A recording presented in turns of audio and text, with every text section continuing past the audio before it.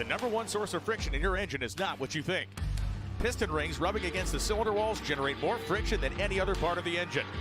More friction and temperature means more wear and less horsepower. Fortunately, the team at Total Seal knows how to reduce friction and wear through innovative piston ring design. If it takes a piston, Total Seal can build a better ring.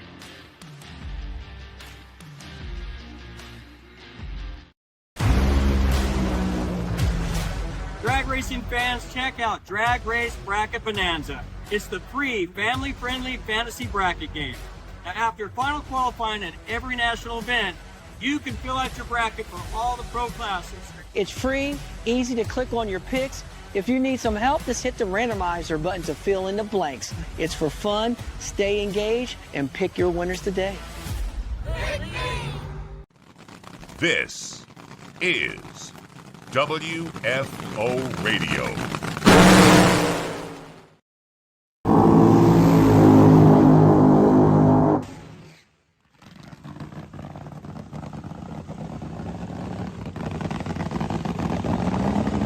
Welcome to WFO Radio. The Stampede of Speed has kicked off. Logo reveal. Jim Gunn Racing's money car. Driven by Hull. Listen to the cackle. Buddy Hull backing up from the burnout. And the 2025 Texas Motorplex Stampede of Speed reveal. And the launch, and we will go live to the Texas Motorplex. All out. And Buddy on track, and we are joined by Christie Meyer Johnson. Christie, what a day it has been for you guys. You've revealed the logo.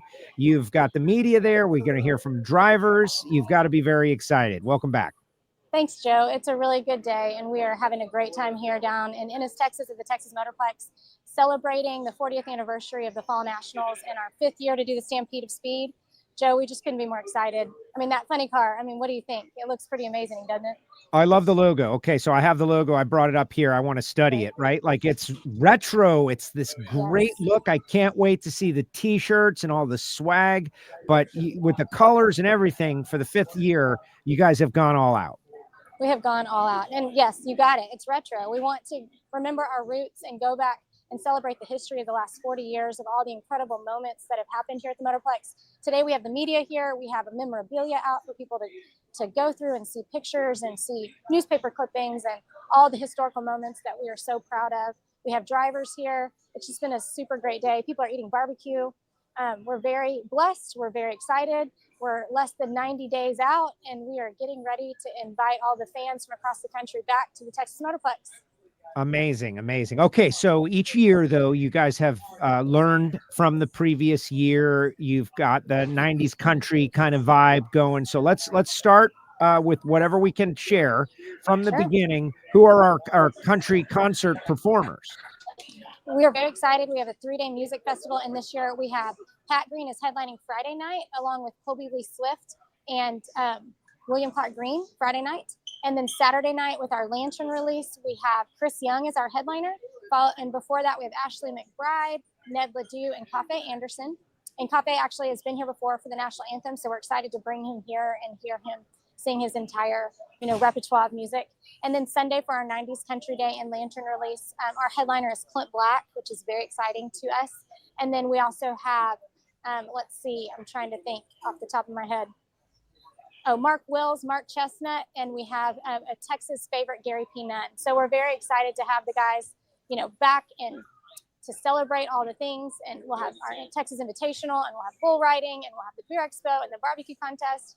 I mean, there's so many things, it's hard to name them all, but you've been here, Joe. You're a part of the team. You know exactly what we're doing, but we're excited. We really, 5 years, I didn't know that this would continue. When we started it, we didn't know if this would just be something that fans would engage with, that people would take seriously. And here we are 5 years later, and we feel very blessed that we're doing it. And we're already thinking about 2026 and booking artists for that. So this is something we plan on doing for the long term. I have been there from the first minute to the last minute, and it is a tremendous event. Just a week ago, I was in Norwalk, And these two race fans that I was hanging out with, they told me that they remember the first year of the Stampede of Speed, and that we hyped it on the show, and they went out there, John and John, a son and father, that were super stoked already about the Stampede of Speed for 2025. But you're freaking me out a little bit. We're only 70 days out. That seems like right around the corner. It's coming fast, Joe. And, we're prepared. We really are. We've had, it's been an interesting year at the Motorplex. We've been very busy. We've had some major weather here, but we are ready. We've got some new paving. We've repaved 700 feet of the finish line area on the track. We've been doing things to get ready for our fans. We have the new burnout bun that we're showing. It's a new item we'll have in the concession stand for the 40th anniversary. So we're ready. We've been meeting, making sure all the T's are crossed and I's are dotted for fans to come and have a great Texas experience. Local community wise, you're there, you're reaching out to members of the media. What has the response been to drag racing, right? Like the most important thing about the Stampede of Speed is it's designed to build awareness to drag racing by having the country concert, the barbecue contest, the lantern release. People come out to the drag strip, the Motorplex. Years. What has the response been from the local media now that you're at the fifth year of doing this? They love it. I mean, they see what we're trying to accomplish. We're trying to introduce a new fan to the sport of drag racing. Drag racing's been around a long time, and our fans are aging. And so our goal was to introduce it to new generations and to new people that love motorsports or that have never even been a part of motorsports. So by bringing in these new, like our cattle drive we have in downtown Waxahachie, the music festival, we have the divisional race. We have a champion center where we get to celebrate all previous champions of the Fall Nationals. And then we have a fan fest in downtown Waxahachie where it's a free event. People can come and meet over 70 drivers. It's the largest fan fest on the NHRA tour.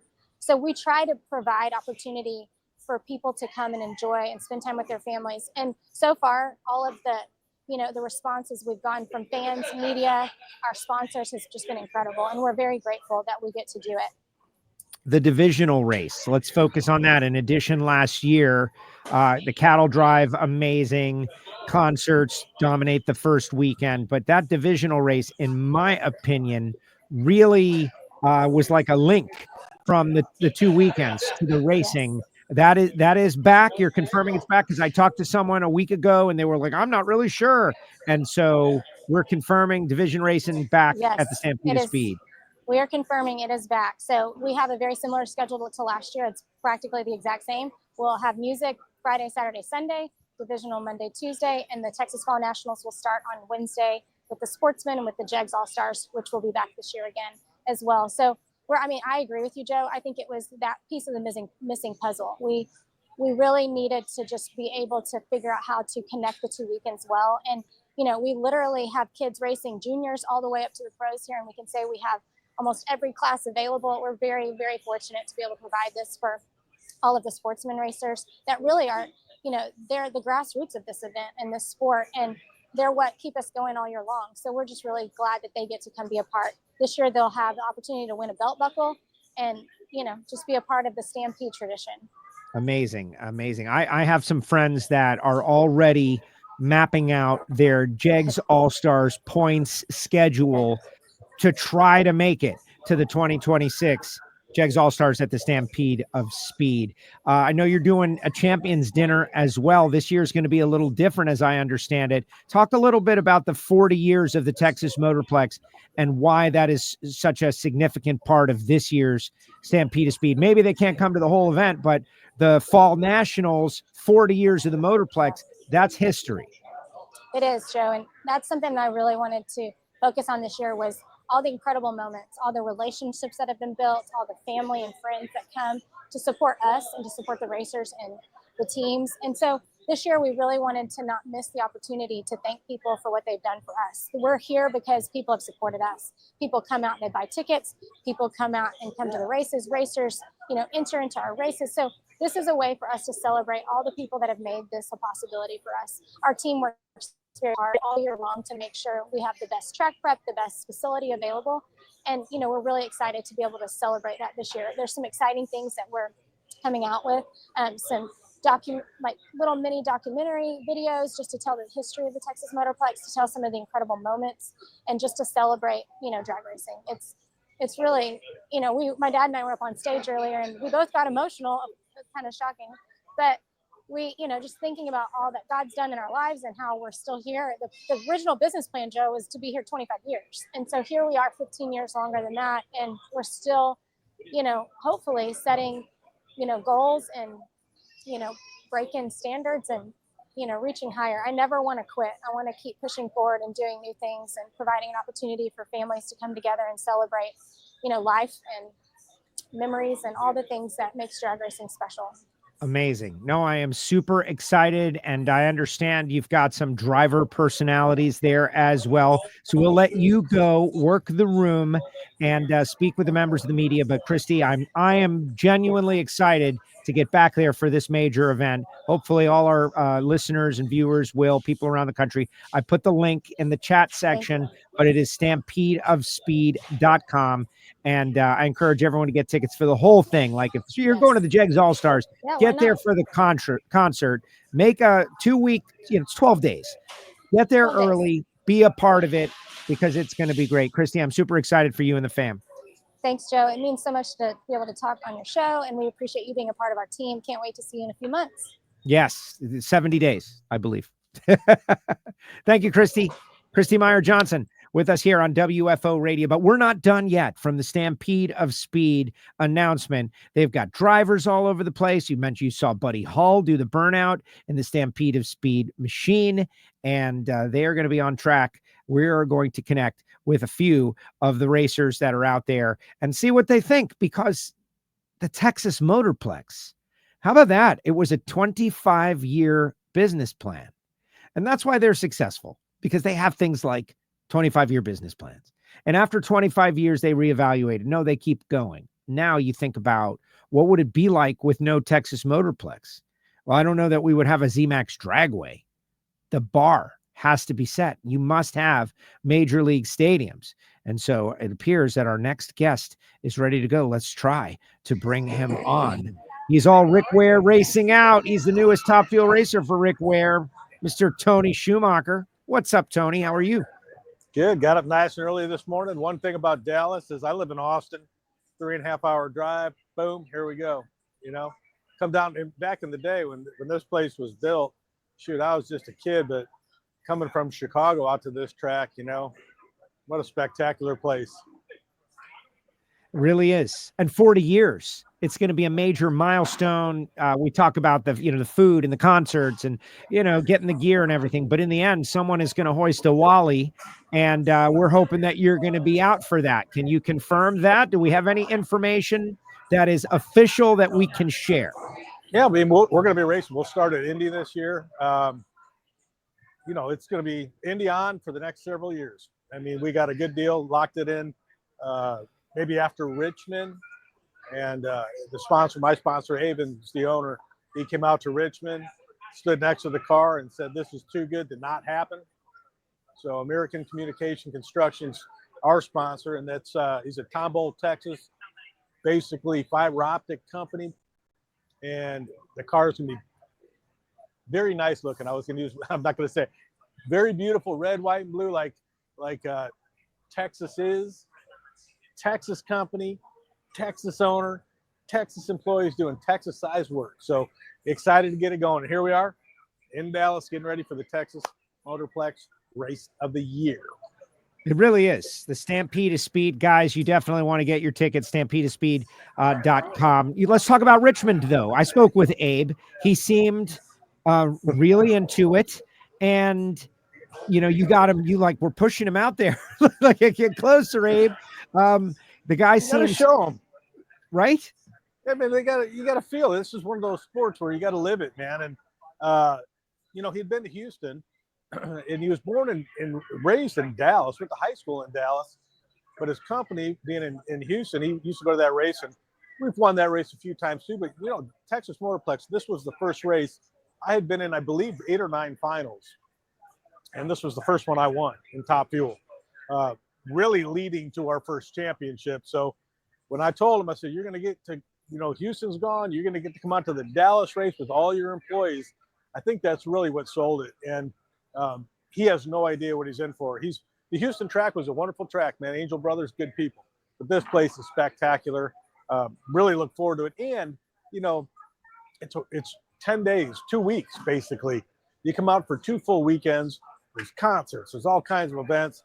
For me, living in Austin, all my friends that have never been to a race before, and like I say it every time, even on your show, I go, they still think I drive a Chevelle and have a pack of smokes in my sleeve like James Dean. You say I drag race. They're like, oh, yeah, well, you got like a vet or something? Like, yeah, kind of. Come out and see Top Fuel Cars live. Avon's going to be able to bring out all of his employees, tons of them at least, and all the people he works with. So that's kind of what we do here, man. It's really business to business type stuff. Selling a sponsor is really hard. Once you do it, keeping them's even harder, right? Rolling with it, but bringing drag racing people to a drag race, that's life-changing. That's how you solidify long-term deals like we have with the Army. You know, 19-year deals that go on forever, or a SCAG partnership that is going to go on for a long, long time out here at the NHRA. So what we did is put the deal together. Guys like Billy Meyer, Christie Meyer, they sell it and they make it go for years, man. Places like this are epic, and we thank all the people that work so hard to keep our sponsors happy. It occurs to me that the rumors of your demise are greatly exaggerated often. Like, you have been in the mind of people like, all right, well, that's going to be the one that knocks Tony Schumacher out of the sport. Like, that's, you know, his dad is the one who set up his, and you keep right. I hear back, that all the time. Tony. You keep coming back. Well, first of all, my dad did a hell of a job. He raced when I was 5. I mean, guys like Billy Meyer got to run against him. That was a unique time, and he quit. But he wasn't racing when I started. He didn't even want me to race. But in my team building throughout all that time, to be able to work with him for 30 plus years, it's a gift that any father, any son would dream of having. You know, we see it in the Torrances. There's a lot of people out here that get to do the father-son thing. And my dad helped, but he did not give me the gift of all of it. We built the team together. And as the driver, we won 88 races. As the team owner, he won 88 races, you know, and we did it together by hiring people and working together. So for the fans, and I love it. I spend so much time with my wife talking about the haters. I thank God every day for the negative comments, because heck, if you got 16 cars, that means 1 out of 16 can like you. 15 ought to be hating you. If you only have a couple haters, you're doing something pretty good. And please keep sending footage. I got to remind all the haters out there, when you post, I love reading it.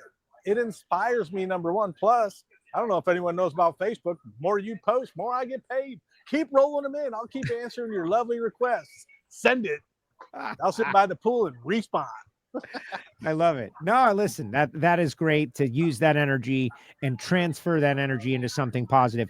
I'd like to hear you talk a little bit about Rick Ware, because he's, you know, still new to drag racing, but he's bright-eyed and bushy-tailed, and he's got a lot going on. And obviously Clay is your teammate, but Rick Ware seems to be someone who's in this for the long haul also.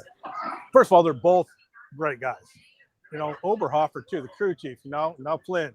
Like, really, Bonifani, everyone on that team, I'm growing to love more and more each day.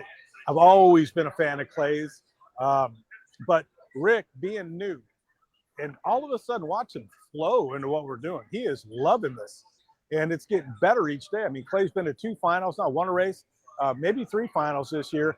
Car's starting to roll. Rick's team's growing. His NASCAR's running better. Flat tracks are both winning first and second on a regular basis. Motocross bikes are running outstanding. And all of a sudden you got this expansion in Top Fuel. I think he feels blessed. I feel blessed to have him. I mean, at the beginning, when I found out I didn't have a deal this year, really caught off the internet, you know, I'm like, okay, where do we want to go? I talked to the Torrances, and I talked to Force, and I talked to Antron. I talked to, you know, Smoke, and I said, okay, what are the options?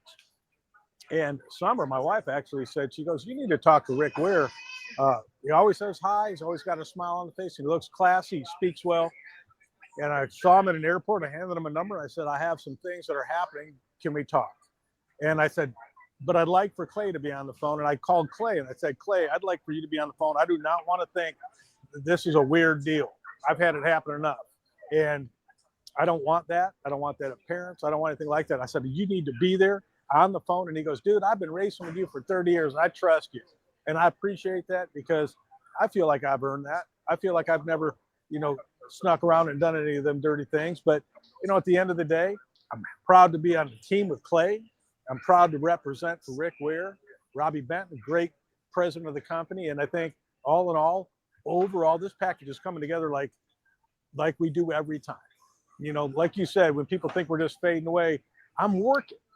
A lot of fans are like, well, man, you're on vacation. Guess where I met my sponsors? You got to put yourself out there. Here's what you can't do. And I'm not a teacher, and I'm not even an inspirational speaker like this. You can't look at the side of someone else's race car and figure out where you're going to get a sponsor. That's not fair. They already got it, right? You need to go out and find it. And it can't be another drag race company. They've already looked at everybody. They're already choosing who they want. It can't be another NASCAR company. They've evaluated the sport. Look outside the box. Use business sense, marketing. Go out there and then put yourself out there. You got to be out there to meet the people. It's not just a phone call thing. You got to shake hands. You got to let people see who you are. And it's been a blessing for me to be around so many good people. The partnership I have with Rack Financial and the credit card processing, he introduced me to Avon, but it's being out there. It's asking everybody. This is one of those sports where if you want it, you are going to have to sell. You got to go all the time, man. Like, there is no stop. You might be off for a year or two, but it's not over, And when we put the deal together, then you got to hire the right people.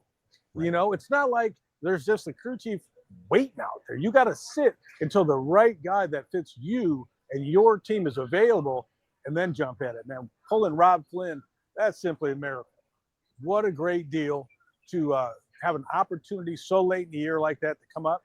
Now we'll start assembling people and we'll go out and start at Indianapolis, blast the cart on the track as many times as we can before Indy.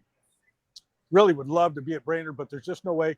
We bought both of Proc semis, had to undecal them. John Force doesn't want his stuff going down the road with Proc on the side of it with us driving it. So there's a lot of legalities you go through, and then you got to re-decal it, design stuff, get a car, get parts. Now you got a semi. Picture this for all the fans out there. You got a car, 2 semis, empty every single drawer, not a bolt, not a part, not a wire loom, not a fitting, nothing.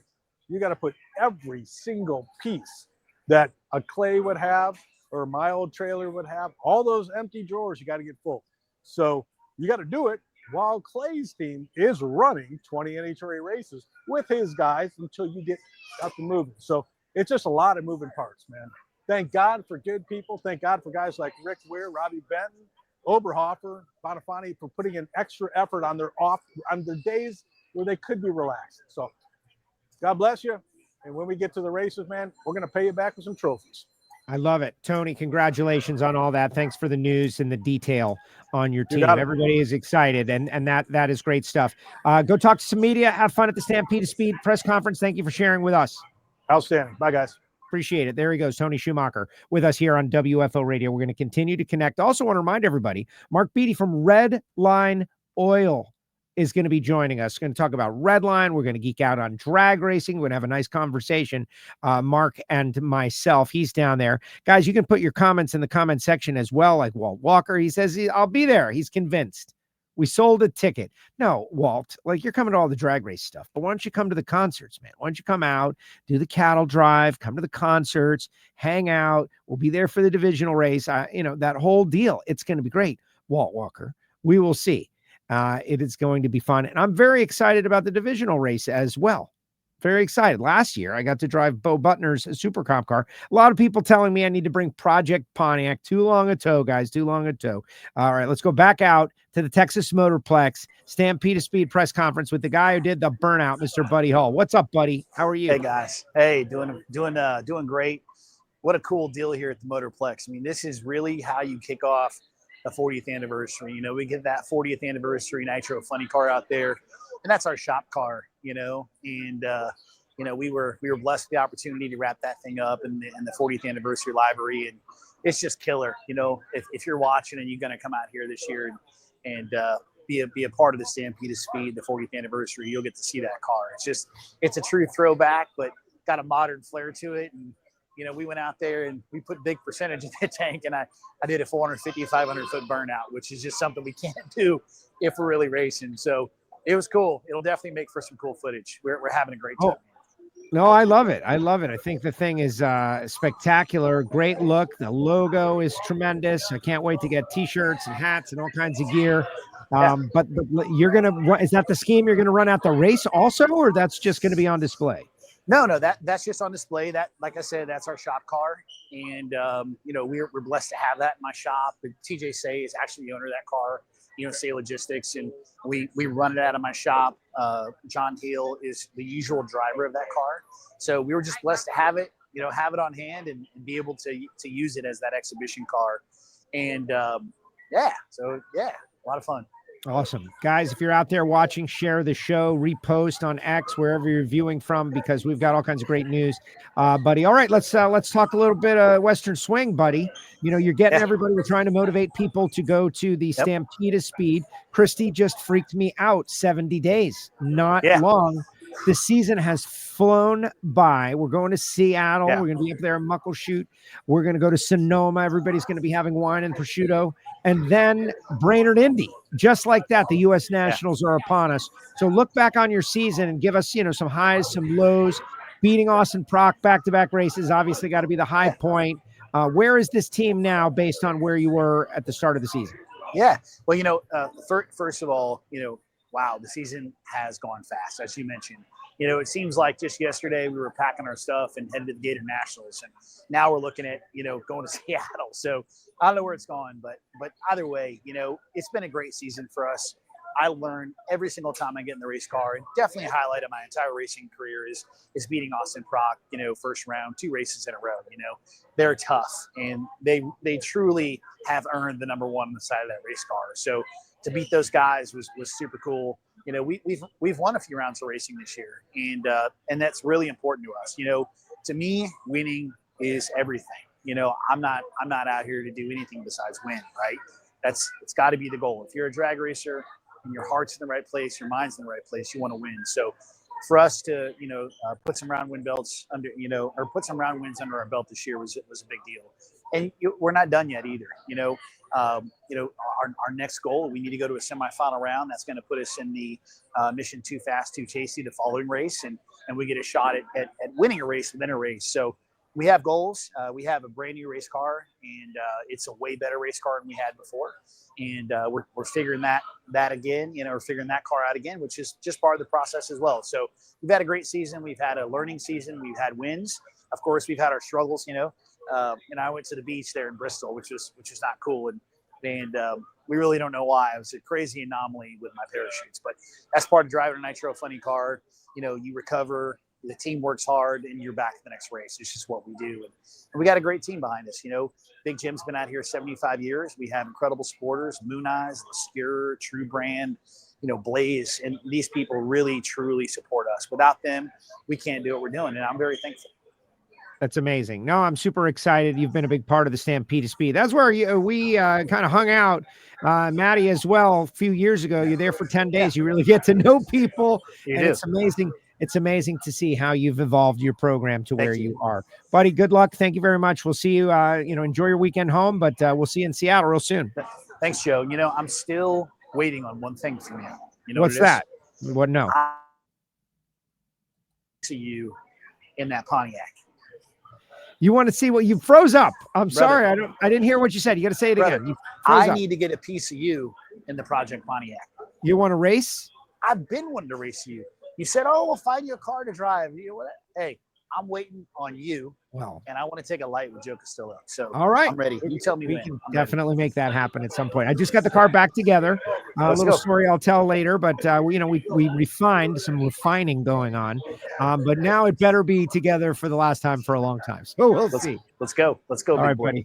Be good, bud. Thanks for having me, Joe. It's always good to meet with you. Thank you so much. There he goes, Buddy Hull, with us here on WFO Radio from the Stampede of Speed press conference. We got one more driver. He's going to join us, and then we're going to talk Redline Oil. The driver who's going to join us, he's got, I can't tell you who he is, but he's got 110 career victories. You're going to have to guess. He'll be joining us after this. For more than a decade, FTI has strived to become the leader in the aftermarket performance transmission and converter industry.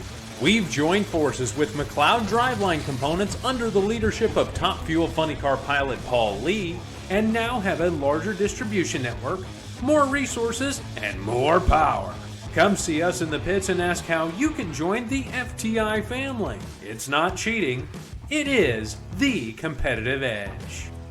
Looking to replace your OEM diesel particulate filter or diesel oxidation catalyst? Look no further than DPF XFit, a complete line of aftermarket diesel particulate filters and diesel oxidation catalysts designed as an exact fit OEM replacement with all makes coverage for light, medium, and heavy-duty trucks. With thousands of units in stock, we ship the same or next day, and be sure to check out our comprehensive reverse OEM lookup tool. Always new, never remanufactured. For more information, be sure to visit dpfxfit.com. That's dpfxfit.com.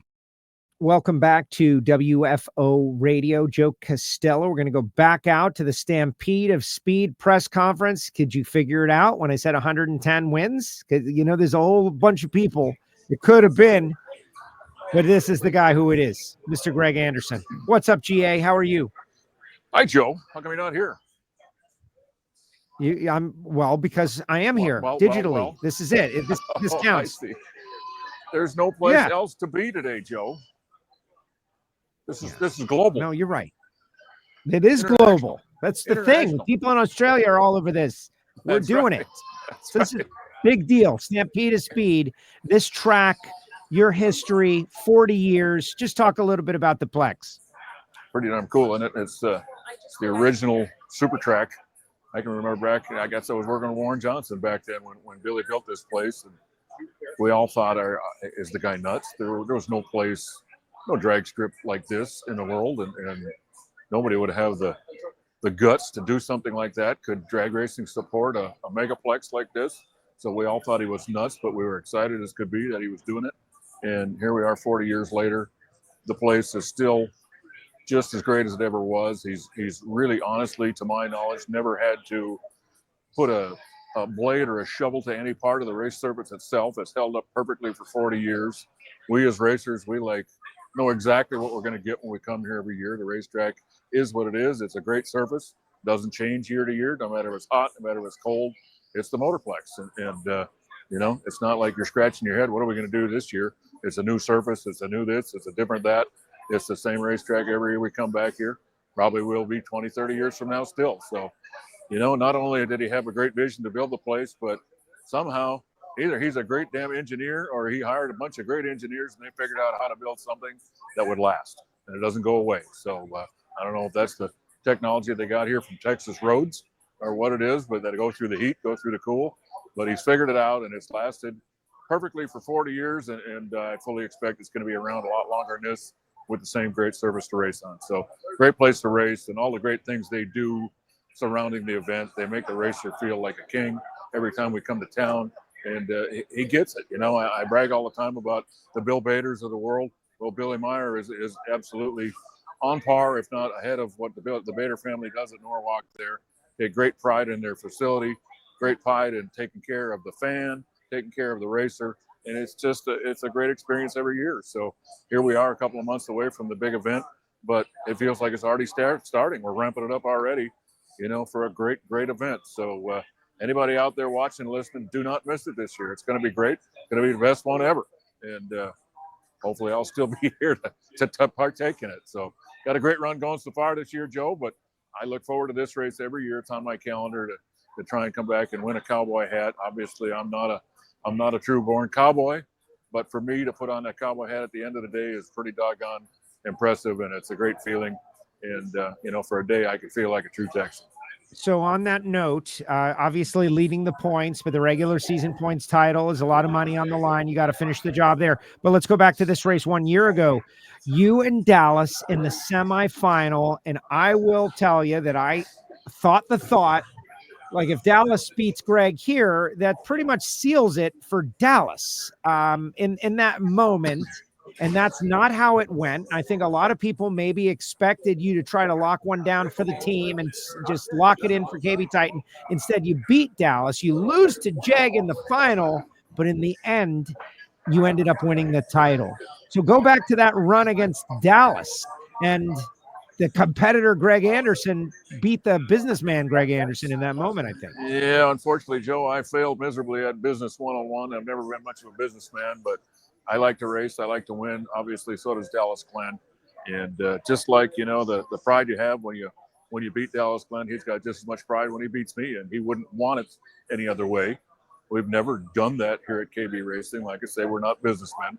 We're out here to race. We're out for the pride of winning the event. And I guess that one was a pretty pivotal round because it kept me alive in the championship chase and ended up coming down to the last race, the last run down the racetrack at Pomona for all the marbles between Dallas and I. So, yeah, if I look back to that day here at the Motorplex, if it wouldn't have been for that win over Dallas, I wouldn't have won the championship. Dallas Glenn would be your champion. So amazing how things happen. And when you either win or lose at the end of the year by a minor number of points, you look at yourself, you say, there's so many ways that I could have changed that. I could have made more points here or made more there.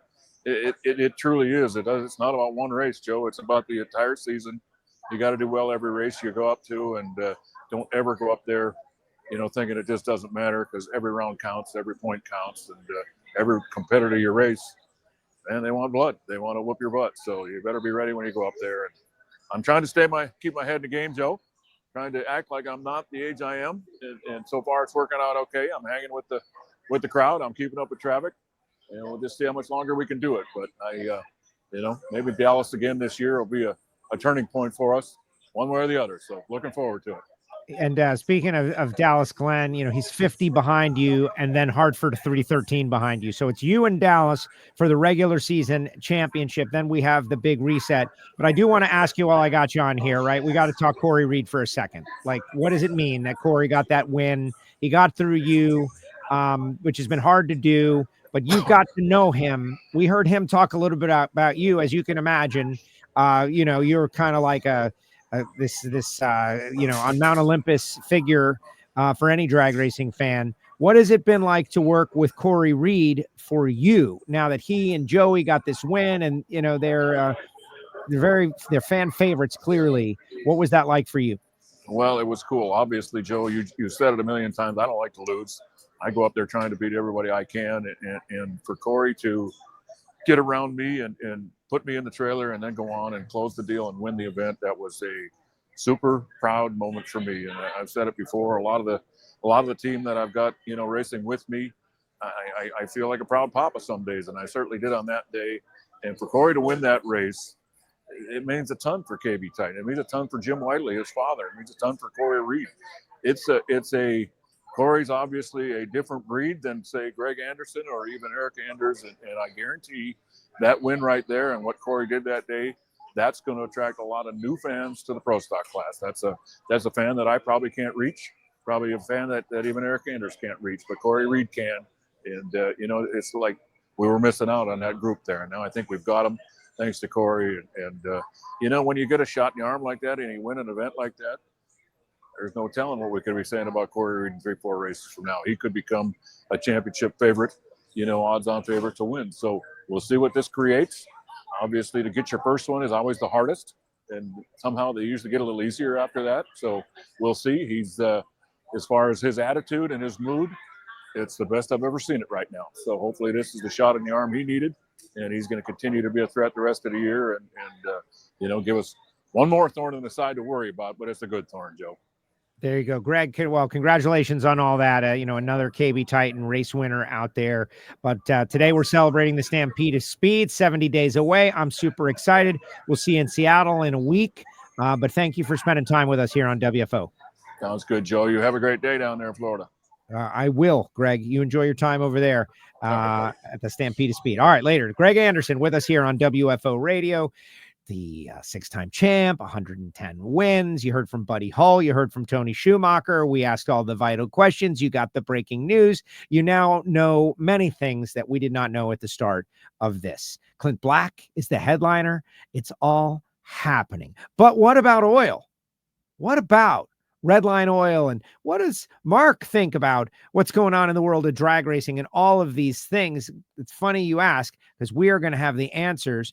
Mark Beatty from Redline Synthetic Oil going to join us right after this.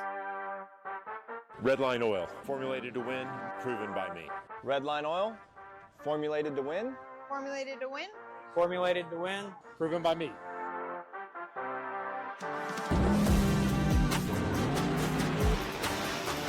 Formulated to win, proven by me. Proven by me. Proven by me.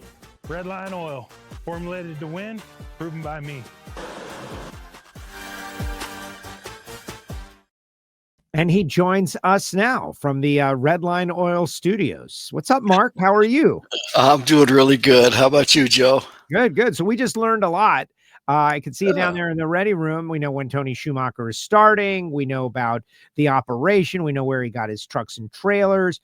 We got a lot of information. I know you love the nitro ranks, and part of having you on, we're going to learn a little bit about Redline Oil, but we're going to put a face to the logo. You've got a tremendous passion for drag racing and motorsports in general. Where did that come from?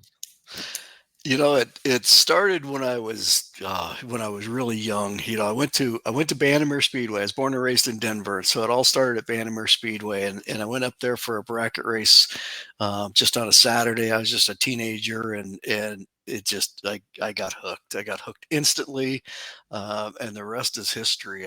I've had the opportunity to spend some time. I toured with the USAC Super Modified car for a while. Did a time in road racing between Formula Bs and Formula Fords, and so I've kind of touched a lot of aspects. But you know, drag racing just, I don't know, it just kind of stuck, you know. And then I was fortunate enough to spend 30 some years working with and for V Gaines, and it was really fun when you're doing all the Motorplex people or whatever, because the Wally right here to my right is when we won Pro Stock at the Motorplex in the year 2000. So it was kind of fun when we were doing that. And I'm thinking, well, there's my Wally. So kind of a neat deal. So. Very neat. Very neat. And you're a pro stock guy also. So it's not just all about nitro as much as that's a big deal. If you were working with V, that's some hardcore stuff. We miss him. I miss him. I know a lot of other people miss him being out there on a regular basis. Just a cool character.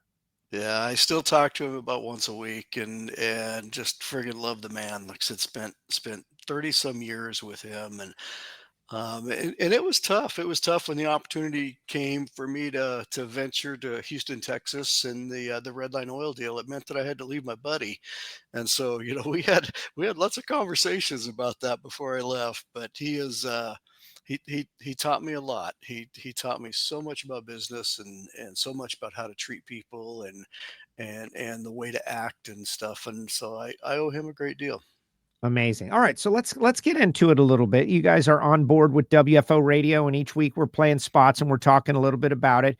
Buddy Hull just referenced, my sportsman racing, and I think you and I had a conversation in reference to Larry Spider-Man McBride being on a couple of weeks ago, and he said a line that you repeated, and I guess it's true, but this is what I want to know about, right? Like Redline is one of the first big name synthetic motor oils that I remember in drag racing. A Redline.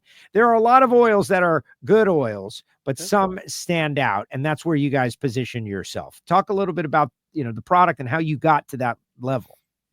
Well, Redline started in 1979, and our original chemist, Roy Howell, is still with us, and he's still a part of our life every day out in California. And he had a vision. He understood some of the challenges because he was a car guy in the past, and he understood some of the challenges. And so, from the very onset, they set the standard that every lubricant product that they want to make or that we're ever going to make is all going to be a true PAO ester full synthetic product. In America, the term full synthetic synthetic gets a little bit watered down because you can actually start with a petroleum group 1 or group 2 oil, throw in enough additives and call yourself a synthetic oil. But see, nowhere else in the world can you do that. You can't do that in Europe. You can't do that anywhere. So, to be a true synthetic, you have to be PAO and ester based. And so they set out starting the company that way. And that's exactly the way it's always going to stay, as a true full synthetic. So it does, to a degree, sets us apart. I mean, Larry McBride is right. In this day and age, I'll never say a bad word about any competitor that we have. There are a lot of quality oils out there, but it just depends on what you're looking for, how hard you're pushing it, what you want the results to be, and some of those things, and how does it handle fuel dilution and all kinds of things like that, especially in the top fuel ranks and things like that. So we're in a really good spot. We've stuck by our guns of who we want to be, and to be perfectly honest with you, Joe, it honestly makes my job really easy because the product speaks for itself. I see the logo everywhere. And you do help a lot of nitro teams, but I want to talk about my audience, and some of them have got performance cars, and some of them have got road cars, and some of them want to support the show. I tell them to get water wetter, like there's a lot of different products, but talk about how using drag racing is helpful in bringing on brand awareness when people are going to AutoZone. Yeah, it's like the old saying, win on Sunday, buy on Monday. A lot of that's they use that for a lot of the manufacturers, right? Well, for us, it's really the same thing. I mean, we take our technology that helps race teams win on Sunday, and that same technology works for street applications, truck applications, the daily driver type of applications. Now, the chemistry might be a little bit different because, like in race oils, you don't necessarily worry about detergents and things like that. But on the street oils, obviously you change the chemistry around to where it fits the application. So yeah, we have a whole line of oil products. We call it our hot rod oils or our blue label oils that are designed for street vehicles, motorhomes, tow vehicles, things along those lines. And like water wetter, like you mentioned. I mean, water wetter was actually the product that created that entire super coolant category. I mean, it was the first one ever out there. And so, we've obviously continued to expand on that. We now make antifreeze that has water wetter technology and things along those lines. And over the years, of course, our competitors have caught hold of that, and they're introducing products and they're doing some of the same thing. But we were the originator, and we take that category really serious. We're always constantly paying attention and seeing what the next steps may be, and that's for the street use, for the track use, and things like that. So it's a big part of who we are. We're in a lot of the big box stores, and we're very, very grateful for that. And they hold our feet to the fire to make sure of, okay, what's coming up next? What do you have now? What's in the pipeline? Things along those lines. So racing is the fun part. Racing is the part that has the big, bright, shiny light on it, the part that we all love. But the step to the street and step to the tow vehicles, that's the important part. Absolutely. Lex June out there shouting out. Mark is amazing and has a lot of heart for the sport. One of the people you're helping.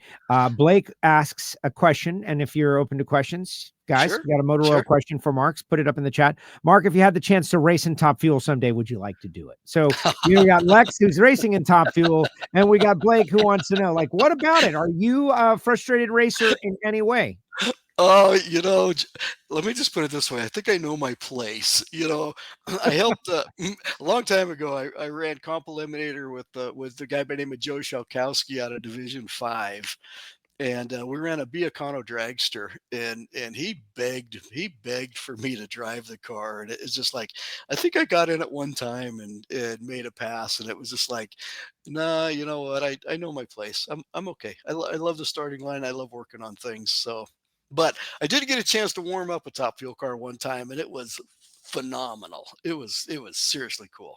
Yes, that I have not had that experience. I'm honestly, I'm a little afraid, right? A little afraid. Like I wouldn't want to mess something up, or I wouldn't want to be responsible for something that damaged the team. You know, the sound and being in there, and wanted to and all that. I'm sure I could do it, but it seems like a very intense experience. Yeah, it's like you don't ask the question, "Hey, what's this button do?" as you're pushing the button.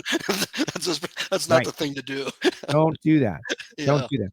So let's talk Yeah. nitro oil. Like you guys have got, racing oils and automatic transmission fluids, and I'm going to ask about a few of those fuel additives, something that people can support at home without having a nitro top fuel dragster. But let's talk about nitro oil. What is different about it? I know it's thick, and I know like flash fire suppression and all of that safety is all built in to the oil that you provide your teams. Yeah, it definitely is. I mean, it's we call it nitro 70. So, in the viscosity terms, it rates around a 70 weight viscosity oil. But probably one of the biggest things, Joe, that we constantly have to work on is and I'll tell you, Bobby Lagana challenged me a couple of years ago, and he says, "Hey, Mark," he says, we all know nitro 70 is the oil of choice out here, that folks are using, but we're making so many changes on fuel cars every single year or every single race." He says, "We're pushing the envelope," and his question was, what are you doing with the oil? Are you keeping up with us, because we don't want to get to the point where we eclipse that point of where the oil's at. And so, when Bobby asks you a question like that, you do some hard looking and searching or whatever and stuff. And so we pay a lot of attention to that, Joe. And probably the biggest thing on nitro oil that we're having to pay attention right now is it goes back to fuel dilution, because the teams are putting so much nitro into the motors that, especially at idle and some of those other times, it's just there's physically no way that the car can burn all the nitro that they're putting into it. So obviously it makes its way into the oil pan, and so it dilutes the oil. So that's a really, really big part of what we pay attention to in nitro 70. Very interesting. Yeah, like that's an aspect. So many parts and pieces are one off. And I know there are some companies working on making some of the parts last longer. And if you think of the evolution of those nitro engines from where they were, say, 20 years ago to where they are now, I think it's pretty amazing. Yeah, it's crazy, isn't it? I mean, it's just like no comparison, of how far they've come. And when you sit and talk with the crew chiefs and learn about what they're trying to do and why they're trying to do it, and more important, where they're trying to do it on the racetrack, it's mind-boggling. I mean, you truly have to be, in my opinion, these guys are all like serious engineers. Everybody talks about how many engineers there are on an F1 car and everything else like that. It's like, I would challenge any F1 person whatsoever. Why don't you come try and tune a nitro car and go down the racetrack? Yeah, it's only 1,000 feet, but I'd like to see you try that, because the level of intelligence and planning and thinking is staggering. It really is. Okay, Walt says, did Mark just say they moved to Houston, or was he just talking about racing trip? What about that? No, I moved to Houston. I left Colorado and moved down here to Houston when I took the Red Line Oil job. Excellent. It's part of Phillips 66 parent company. Yep. Parent company of Phillips 66, and their headquarters are here in Houston. So this is home. It's taken a little bit to get used to the weather. What's that road? Petroleum Alley or something? There's a name. There's a name for it. What's it called? Oh yeah, there is. It's oh shoot, I'll think about it. It's like I can't think of what it. Yep, yeah, exactly. No, I've been there. Energy corridor. Energy corridor, right? There What did I call it? Petroleum Alley? Energy corridor. All of the bigs are right there. Boom, boom, boom. It's amazing. The people that are, powering the world are all there on one area. All right. So transmission fluid. There's an area that is very important to the sportsman racer, because you're on trans brakes, you're doing different stuff. We don't often talk about redline oil and transmission fluid, but you do transmission fluids. Talk a little bit about that, and who is the clientele? I know a lot of the BMW guys love your stuff. Yeah, no doubt. I mean, we offer when it comes to let's talk automatic transmission for a second. We offer a broader range of automatic transmission fluids than what most of our competitors do because we've kind of fine-tuned a lot of it and tried to make it very, very specific. Obviously heat is a big problem, especially in the pro mod world. The guys and gals that are doing that twin turbo application, because they have to spool both those turbos up or whatever. Heat is a big deal. It's nothing for transmission fluid in those cars to be pushing the 800-degree mark, as they're staging the car and then run down the track. So transmission fluid is very, very, very sophisticated. We have a series of chemicals and formulas that we use in that. We make, for the comp eliminator or super stock type cars, we have a lightweight transmission fluid where it's just thinner and lighter, still does all the protection that it needs, but it just takes less horsepower to make things operate and things along those lines. So in the automatic transmission fluid world, it's crazy how sophisticated and the characteristics that they all need to be. Manual transmission, same type of deal. We have lots of manual transmission products, and that's where a lot of the BMW folks, yeah, it definitely the transmission fluid of choice. Once again, we're PAO ester based, so some of our manual transmission fluids, we actually have to make sure that they're not so slippery. We have to kind of change the additive pack around because in some applications the synchros don't like something that's crazy slippery. So we do all kinds of testing and all kinds of track testing and bench testing and things like that to make sure that we have that right. And then we lean on our teams, Joe. I mean, it's like Bobby Lagana challenged me on Nitro 70. It's like, James Clay at Bimmer World, and his BMW, he's constantly challenging us because, they're going to carbon fiber synchros, or they're doing this or they're doing that, and what type of fluid do we have, or how can we tweak it, to fit this and that. So we rely very heavily on our teams to talk with us and to work with us. Justin at Carmack from Carmack Engineering is just doing a bunch of bench testing on differentials. He makes the one of the folks that makes a 11-inch third member differential that I know all the pro mod guys run, a lot of the pro stock guys run. So he's been doing a lot of bench testing on gear fluid, and he's so sophisticated to the point where he has fluid broke down to which one protects bearings versus which ones protects the ring and pinion gear versus which fluids protect both. I mean, he's so sophisticated that he's kind of divided up his rear end to make sure that the right fluid is happening the right way. And so, we've got our 8250 gear oil that seems to be the oil of choice for most all the pro mod rear ends. The Tutaros, they're a big part of helping us develop that and things like that. So, Ty and Todd, we lean on heavily, and we're the factory fill and all the tie drive units with our automatic transmission fluid. So the teams make a huge difference, Joe. We'd be lost without them. That's the best R&D you're going to do. I mean, obviously you got your Absolutely. laboratory guys, that's like first. But then you got to give it to the racers so that they can try to break it or figure out what is interesting about it. You mentioned too slippery. I've heard that a lot lately, and it was interesting to hear you address it, that there are certain circumstances, like most casual observers might not realize that can be an issue. Yeah, it definitely can. And we, believe it or not, a lot of times we run into that when people say switch from brand XYZ, ABC or whatever, even on motor oil, they'll fill us up, or they'll fill up their car with Redline oil, and they'll give us a call and they'll say, hey, my oil pressure is down. I lost 10 or 15 pounds of oil pressure, whatever number that may be.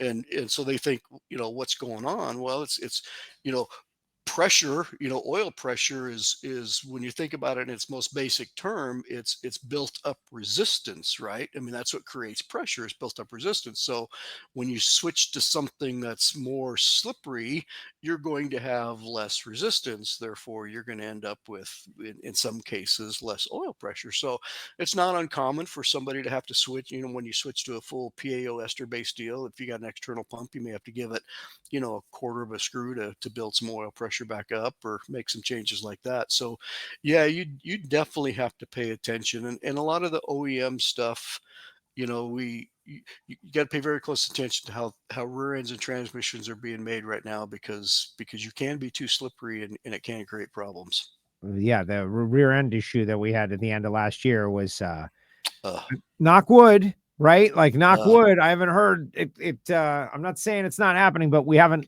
been down for it too much. Yeah, not like it was last year. There's no question about that. So yeah, that was ugly for everybody involved, right? There was no winners in that deal. Yeah, let's not speak it back into existence. Yeah, there you go. I'm okay. Mark Banks with another question for you. This is interesting. Thoughts on motor oil for alcohol funny cars, alcohol supercharged engines, we'll say, and can oil be reused after extracting moisture from oil? So I have heard about guys that like boil their oil and get the moisture out of it because alcohol is so, speaking of dilution, what is your take on all of that? Well, there's a couple things. We have a lot of alcohol teams out there and it's kind of torn between our 60 weight and our 70 weight. And what most all of them find is that after they make a run, they'll drain out the oil and they'll take the pan and they'll set it aside, and after a period of time, they'll actually see the separation. The alcohol will actually separate from the oil and it'll be a layer on top. And so most teams will pour that off. And then there are definitely teams out there that'll pour that off and just simply reuse that oil for the next run, or they'll take that used oil, pour it in a drum, and take it back to their shop and let it separate a little bit longer over time, and then pour off the alcohol. It works same with our 60 weight and with our 70 weight. In the nitro world, a lot of the teams will have warm up oil. So they'll just keep going back to the same batch for warm up oil, then put fresh oil in, to go down to the racetrack. We definitely have heard a lot of people out there forever and ever and ever have burned off the methanol or the alcohol in the oil. And we get asked that question a lot, and it's kind of one of those deals where it's like, do we endorse doing that? Well, liability wise and as a company wise, there's no way that we can, because there's about 1,000 things that can go wrong. Are there people doing that successfully and using the oil over and over again? Yeah, there absolutely is, and that fact doesn't stress us out. It's not hurting the oil in it. It works just fine, but I'll never endorse somebody doing that. There's just a lot of things that could go haywire on you. No, I understand. That makes Right. sense. Well, Yeah. exactly. We want to keep it pure as best as you can. All right. Before we let you go, let's talk a little drag racing 2025. We just kind of got stoked about the Stampede of Speed coming up. We're going to Pacific Raceways in 2 weeks, Sonoma, Brainerd, Indy, just like that. The countdown is upon us. We're going to be deciding regular season championships. As someone who is out there involved and walking around and keeping up with everybody on a regular basis, what sticks out about drag racing 2025 this season so far? It's there just seems to be no limit to where these cars are going to go, right? I mean, some of the mile an hour numbers that keep popping up are just, they're awe-inspiring. It's crazy. And like I said, a couple of the maybe mechanical issues that they had last year, obviously it seems to have gotten better, so that's a relief. So it makes better side by side running and racing.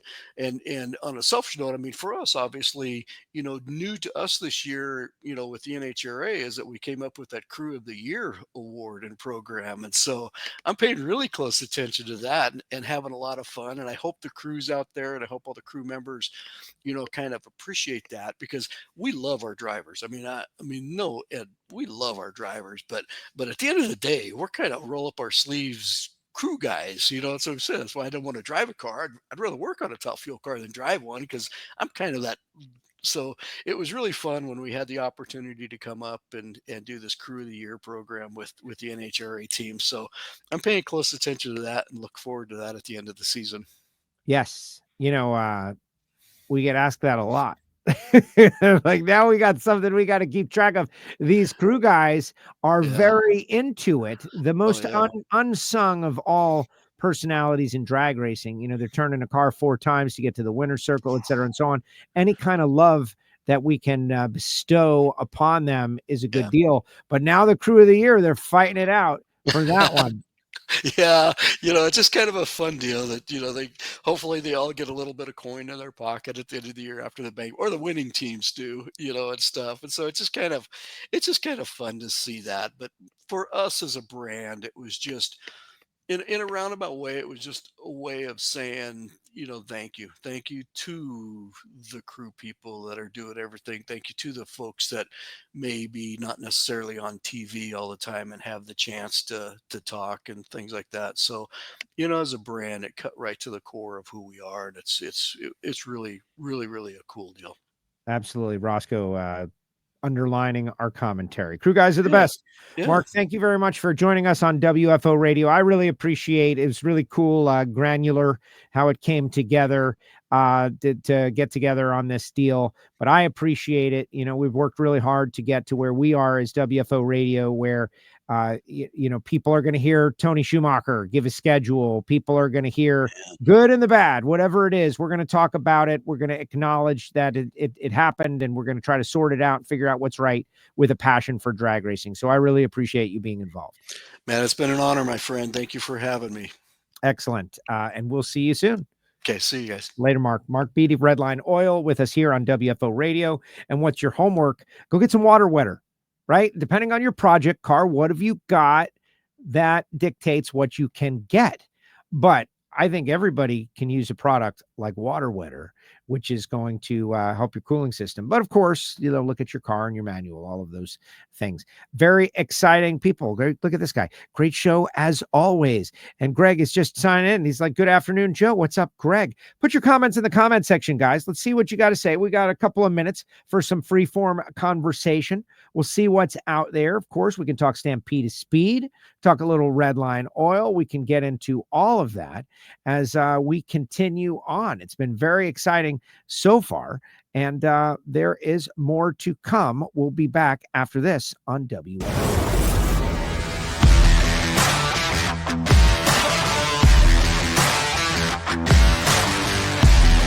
Foggit is a high-performance fogging oil designed especially for internal combustion engines. Foggit can be used by everyone. If you have a lawnmower, a jet ski, a motorcycle, a tractor, a high-performance car, a classic car, racing vehicles, if it has a cylinder wall, it needs Foggit. Oh, yes, he is right. Don't forget, guys, Life's a Drag, 6:30 p.m. Eastern Time. Life's a Drag.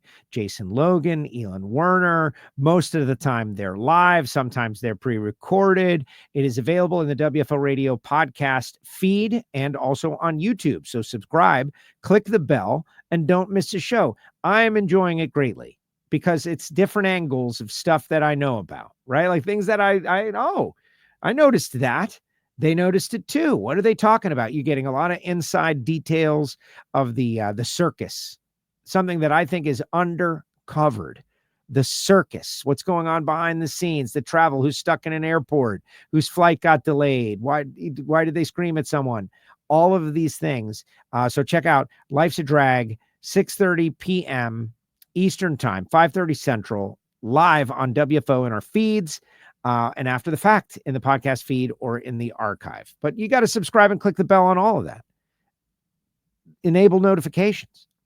All right, a couple things before we get to your comments, right? Like, for instance, if you're a WFO Patreon, the Hear It From Heiner show is available to you.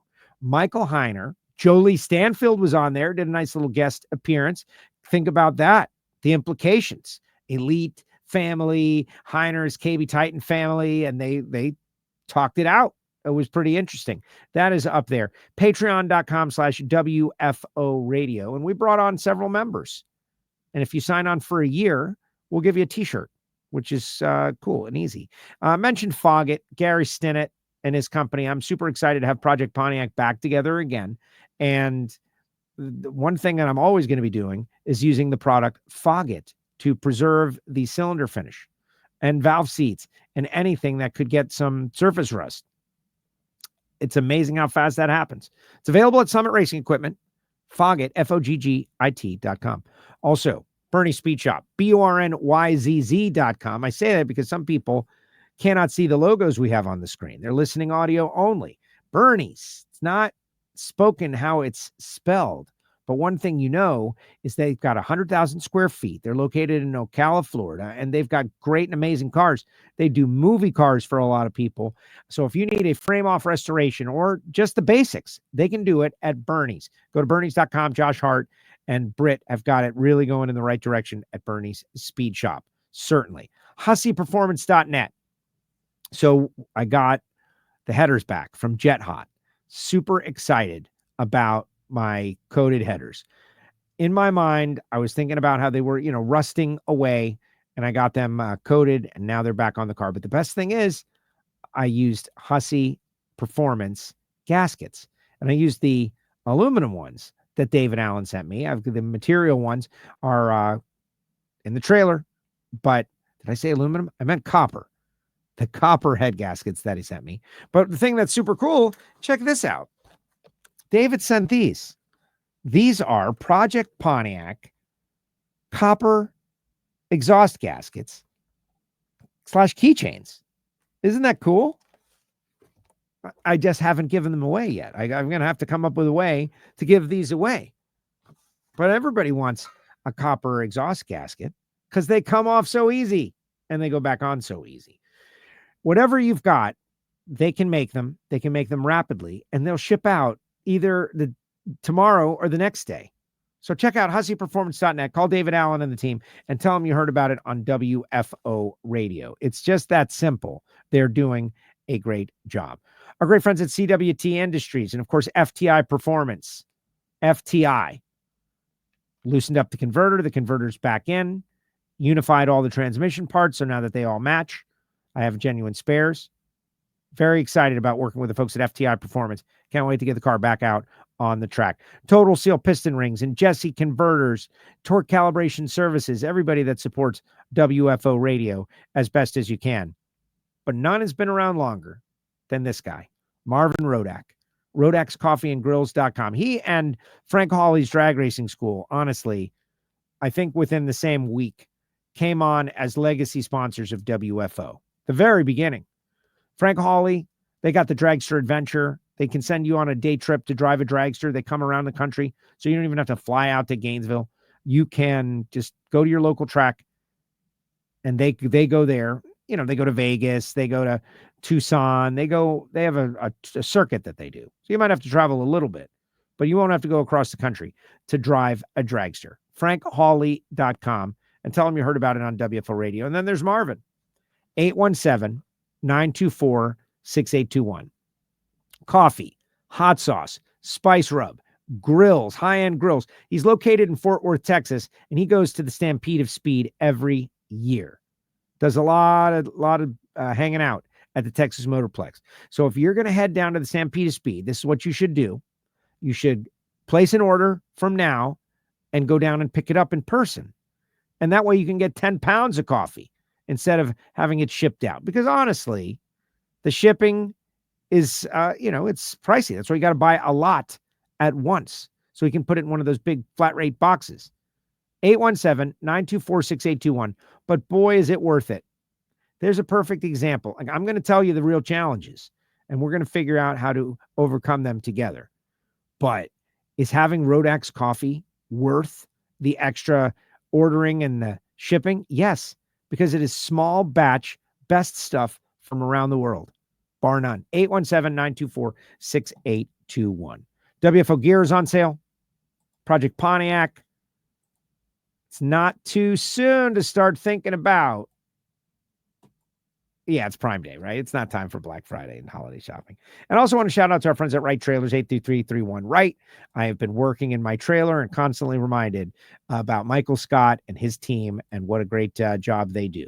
So check out wrighttrailers.com. All right, that is definitely enough time for you guys to have come up with some interesting commentary in the chat section, right? Like Henry G says, hit that like button, people. And Dragster Jeff says, hit that like button, people. Yes. And leave a comment as well. I'm excited about that. I'm excited about the divisional race at the Stampede of Speed.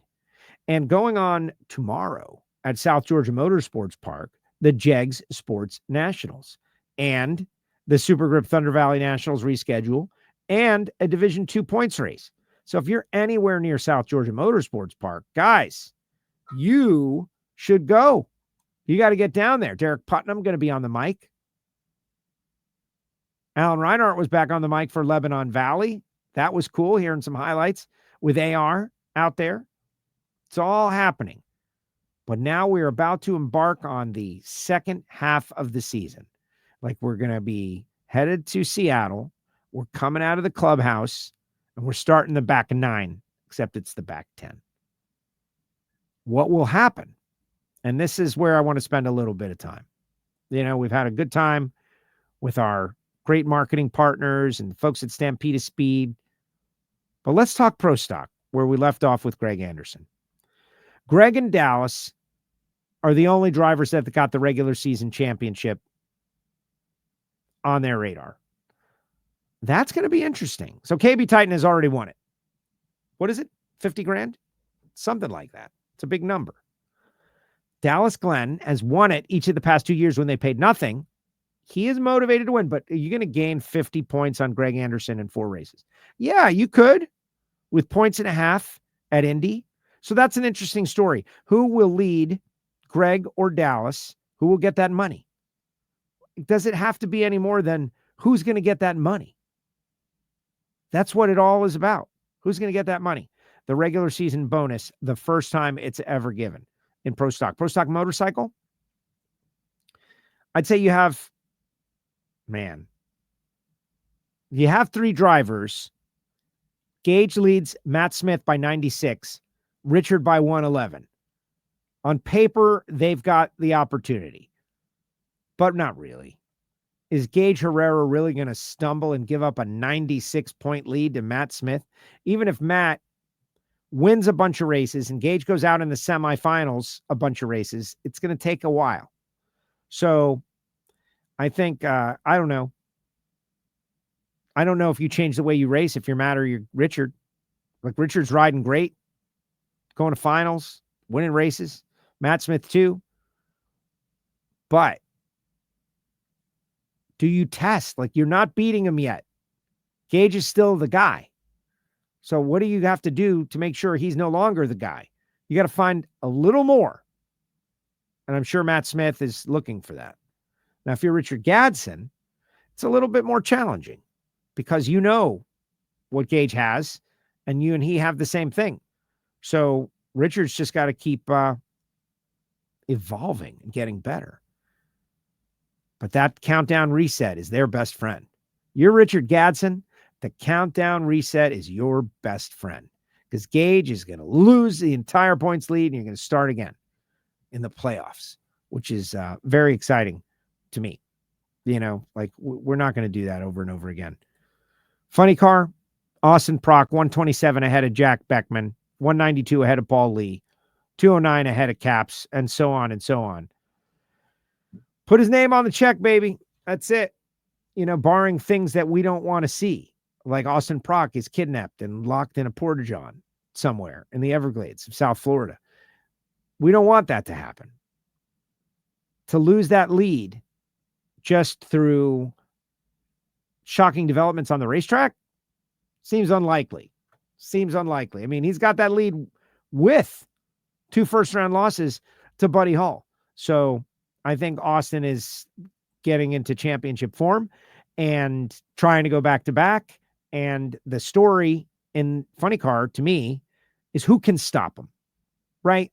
Like, what's the story? The story is Austin Prock, and who among you can stop this team?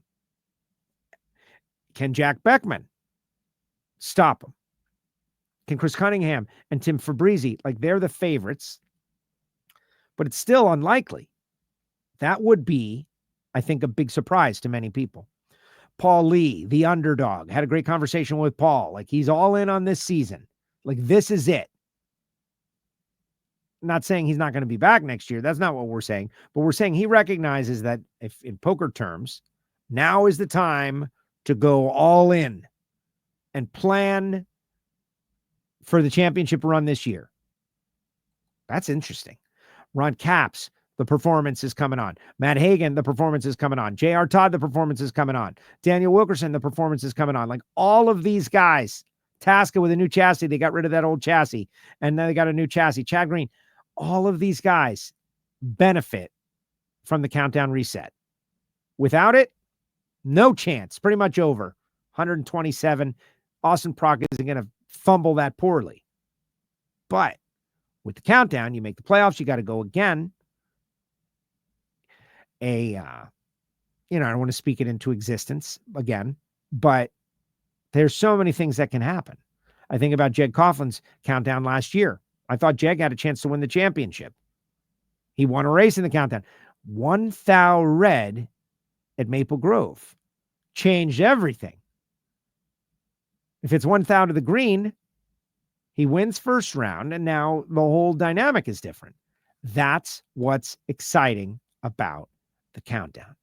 That's what's exciting about the countdown, is that you don't know which direction it's going to go. And then there's Top Fuel, where Justin Ashley is riding a 2-race win streak. We don't talk about it because of the thing with, Coletta and Langdon. And there's 3 drivers that got a shot at the regular season championship.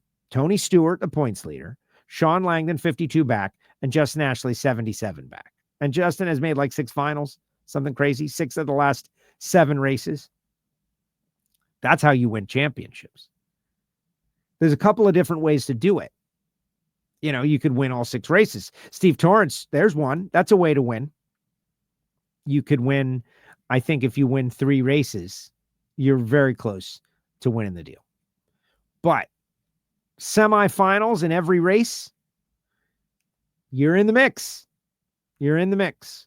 And Justin Ashley, with consistency, you got to go to the semifinals and then hopefully score from that point.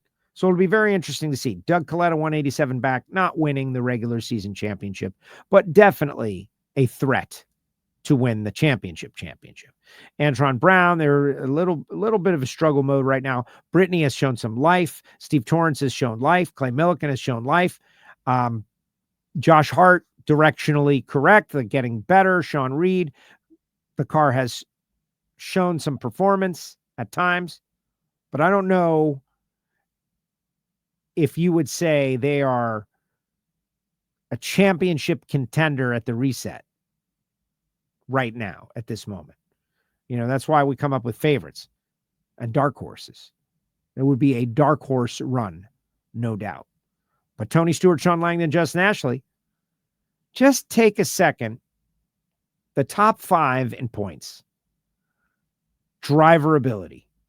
Tony Stewart, NASCAR Hall of Famer. Sean Langdon, one of the greatest of all time drag racers. Like, it's time to start talking about Sean like that. I know he was on a few weeks ago. He talked about his resting face, that people think he's unhappy all the time when he's just thinking about drag racing. I get that and respect that. Sean Langdon is arguably the greatest drag racer ever, driver wise. When you add in all he's done in junior dragsters and super comp and bracket racing and helping others and Top Fuel World Championship and winning a race in a funny car, all of those things, not celebrated as a celebrity, but when it comes to like, who does Tony Stewart respect as he's coming over here trying to do this? Sean Langdon is the guy. And Justin Ashley, the young racer trying to get one on the board. You all know how that goes. Like, you got to win a championship. You got to win a championship to be like part of the situation. Look at Dan Marino. You know, like, people will not give him credit as the best quarterback of all time because he never won the Super Bowl. And you can understand it. You got to win a championship to get into that conversation. They give you the key to the champion's washroom. And Justin Ashley, who has been one of the best drivers for the last 3 years, has been, you know, knocking at the door every year, knocking at the door. Last year, finals, the plane crashes, changed the outcome. Maybe not. We don't know. But he's trying to win a title. Tony Stewart trying to win a title. Sean Langdon trying to win a title. Doug Coletta, Antron Brown. The talent of those racers. Brittany Sixth, 2-time world champion. You know, some people are hard on Brittany a little bit. The lady has won 2 world championships. So it's very exciting stuff. And hopefully you are along for the ride all season long. Got to run, Joe. Thanks for another amazing show. Have fun out west. See everyone soon. Thank you, Henry. Thank you for that. I appreciate that. Fast Eddie, who won himself a bracket race. He's a WFO listener. He's a Patreon. He started sportsman racing in his Mustang, and he's like winning everything. He hit the like button. Thumbs up. Is that the middle finger? What is that? So-called side sponsorship or contingency prizes are a good way anyone can back a class they feel is underfunded. Very true. Look, I have a newfound appreciation for everything involved in drag racing since doing Project Pontiac. This past weekend, got the transit converter back from FTI and got the headers back from Jet Hot, North Carolina. Thank you, Lance and Brent and everybody associated. And so much work goes into all of this, guys. So much work.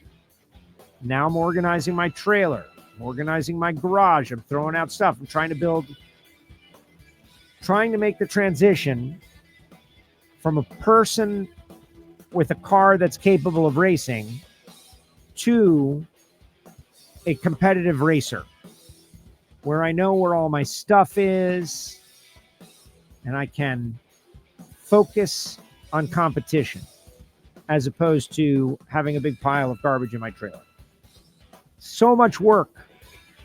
And that's why everybody that's out South Georgia Motorsports Park right now, enduring challenging weather, enjoy the time. You got 2 nationals and a divisional to race for. It's amazing. Most importantly, though, get your tickets for the Stampede of Speed and don't miss Life's a Drag. Thanks, guys. Appreciate you. WFO.